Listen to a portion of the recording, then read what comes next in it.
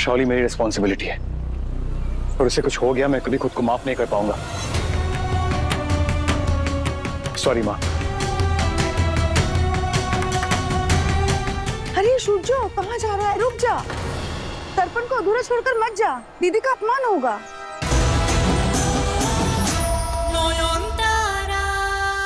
प्रकृति के नियम को तोड़ा क्या है बाबा भूतनाथ? उस शरीर के अंदर शाओली दी की आत्मा ही है, तभी तो उन्हें शादी के बारे में सब पता था। लेकिन ये कैसे हो सकता है? वही शक्ल, वही जिस्म, कैसे? क्या बड़बड़ा रही हैं आप? अगर शाओली को बुलाना था तो यहाँ से क्यों? मेरे कमरे में जाकर बुलाती ना। कोई कमरे में जो है वो शाओली दी नहीं है, क्योंकि वो मर चुकी है, उनकी आत्मा। ओह, तो यही नाटक चल रहा है यहाँ। आप शाओली की आत्मा को बुलाने का ढोंग कर रही है, पर आत्मा तो आई नहीं और आएगी भी नहीं, क्योंकि वो जिंदा है नॉयन। और वो जिंदा है, इसका मतलब आज तक आपने उसकी आत्मा को लेकर जो कुछ भी कहा था सब कुछ झूठ था। आपको लग रहा है कि ये सब एक नाटक है? आप जो सूर्यो, डिनर रेडी है, आ जाओ। यस, कम इन। तुम्हारी तरकीब फेल हो गई है नॉयन। अब तुम कभी साबित नहीं कर पाओगी कि मैं मर चुकी हूं और मैं एक आत्मा, इंसान नहीं। ये मेरे डॉक्टर बाबू नहीं है। शाओली दी ने डॉक्टर बाबू को पूरी तरह से अपने वश में कर लिया है। वो बेलपत्र, मुझे देखना होगा उनके पास है या नहीं। डॉक्टर बाबू, आप अस्पताल से अभी आए ना, तो खाने से पहले आप कपड़े बदलेंगे। आप ही कपड़े निकलवा देती हूँ मैं। चलिए। कोई जरूरत नहीं, मैं खुद ले लूंगा। और आगे से इस बेल पत्ता वत्ता मुझे मत दीजिएगा, मैं फेंक दूंगा। मतलब बेलपत्र अभी भी इन्हीं के पास है? या कहीं शाओली दी ने उसे बदल तो नहीं दिया? आइए बैठिए, आज सबको खाना मैं परोसूंगी। अरे वाह, वेरी गुड। और तुम क्यों? नयन कहाँ पर? वो जहाँ भी हो, पर अब तो आप सबको पता चल गया है ना कि इस घर की असली बहू मैं हूँ। बोलो भी, तुम नयन को बुलाओ जल्दी से। जी। नयन को जब आना होगा तब आ जाएगी। अभी शाओली बेटर फील कर रही है, लेट हर सर्व। प्रॉब्लम क्या है आप लोगों की? हक बनता है उसका। सूर्यो, thank you so much. Finally तुमने मुझे मेरा हक दिलाया।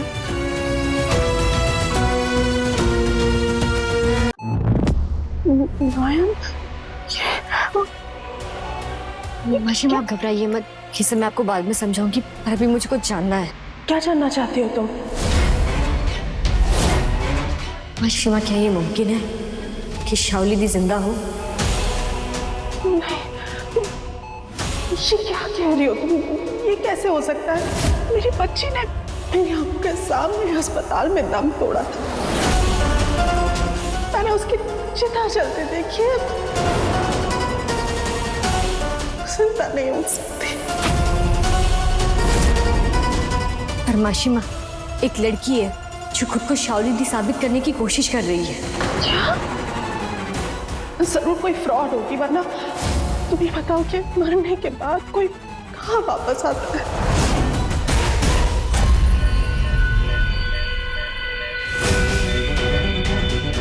शायन, हमें रुकना होगा, हर वाइटल्स आर ड्रॉपिंग। नयन, मुझे बस थोड़ा सा और वक्त चाहिए। मासिमा, क्या आपको पता है कि शाओली दी की रजिस्ट्री शादी के बारे में? नहीं, मुझे कुछ नहीं पता। कब हुई उसकी शादी? कुछ सालों पहले, 14 जून 2021 में। 2021? ये नहीं हो सकता। उस वक्त तो उसकी उम्र 18 साल भी नहीं थी, वो नाबालिग थी। तो नाबालिग? उसका मतलब वो शादी गैर कानूनी थी। नयन, तुम्हें उसका ना बर्थ सर्टिफिकेट चेक करना चाहिए। उसमें उसकी असली उम्र तुम्हें पता चल जाएगी। प्लीज स्टॉप, पेशेंट की हालत बिगड़ रही है। नयन, मासिमा, आप अभी अपने शरीर में चले जाइए। आपका बहुत बहुत धन्यवाद।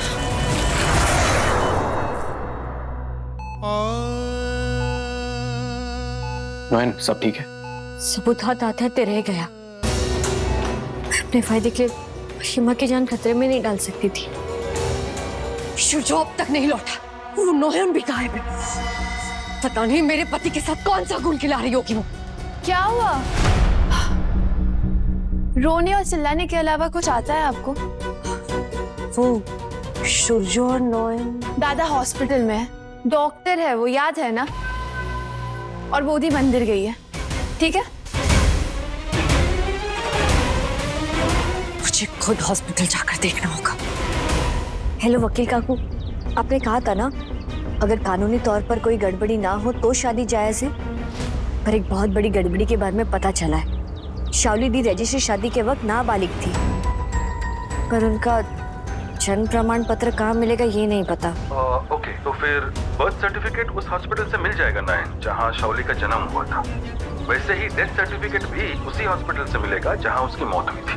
हाँ, धन्यवाद काकू।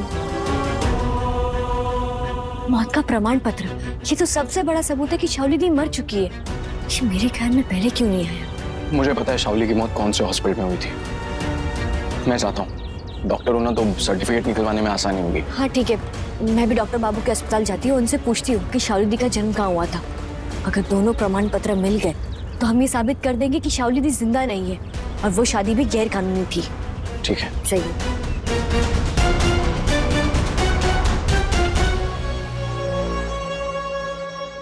आइए मैडम बैठिए, सर ओटी में है, आते ही होंगे।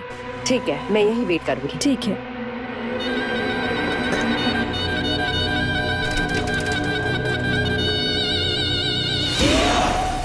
शुरजो को फिर से मेरे वश में करने से अब मुझे कोई नहीं रोक सकता।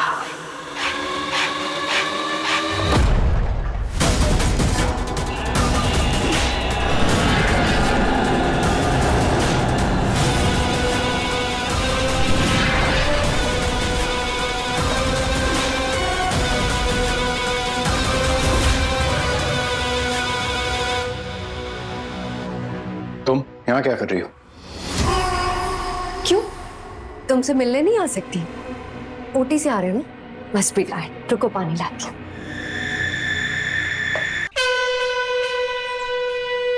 इस मुर्दा शरीर पर मेरी पकड़ कमजोर पड़ रही है।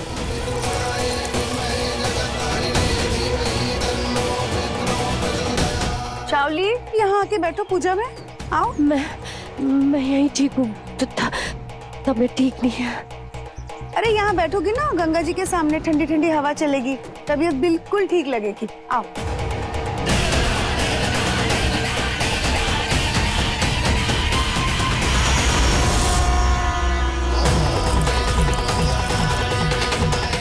शरीर मेरी आत्मा को कैद नहीं कर पा रहा है, लोहे मेरी आत्मा को खींच रही है।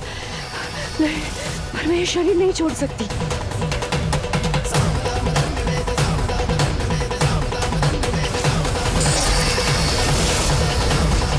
आइए शाओली दी, अब आपका तर्पण होगा।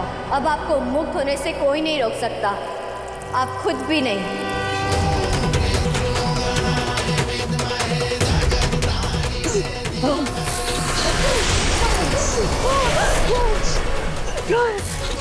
मुझे पिंडदान दे, मेरी आत्मा को मुक्त करना चाह रही है।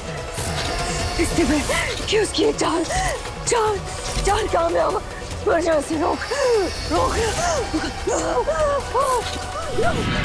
जा।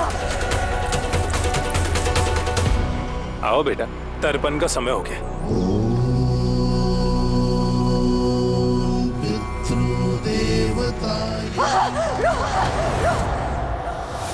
शाओली कहाँ गई? शाओली की ही आवाज थी ना? कहीं किसी मुसीबत में तो नहीं है वो?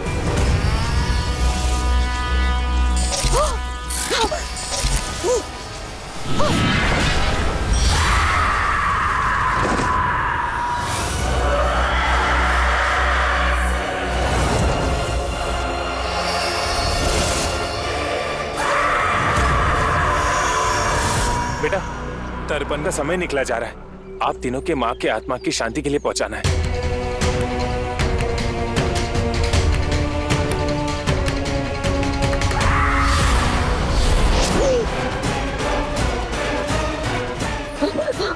नहीं, शरीर मेरी आत्मा को कैद नहीं कर पा रहा है। शाओली मेरी रिस्पॉन्सिबिलिटी है और उसे कुछ हो गया मैं कभी खुद को माफ नहीं कर पाऊंगा। सॉरी माँ। अरे सूर्यो, कहाँ जा रहा है? रुक जा, तर्पण को अधूरा छोड़कर मत जा, दीदी का अपमान होगा। रुको नयन, मैं कहती हूँ तर्पण रोक दो, रुको, मैं कहती हूँ रोक दो।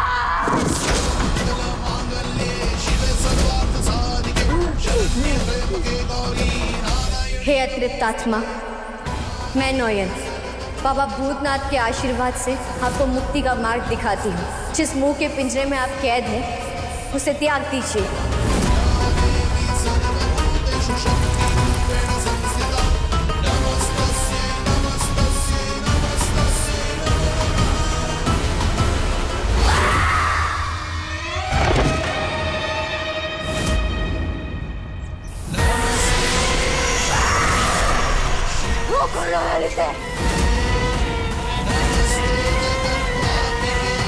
शिंजो, ऐसा मत जाओ बेटा।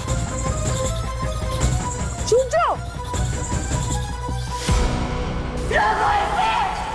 रोको इस तर्पण को, वरना मैं तुम्हें इस वृंदा नहीं छोड़ूंगी। हे प्रेत आत्मा, आपने मेरे सुहाग पर काला साया डाला है। आज मैं आपको इस बंधन से मुक्त करती हूँ। ये पिंड मेरे सिंदूर की रक्षा के लिए है और ये जल मेरे पति की शांति के लिए। इस पिंडदान को स्वीकार कीजिए और हमारे जीवन से हमेशा हमेशा के लिए दूर हो जाइए।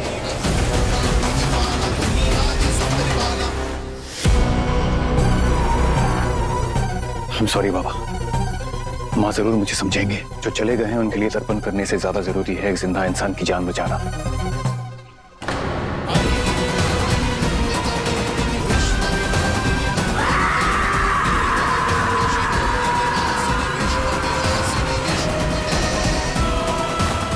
शाओली,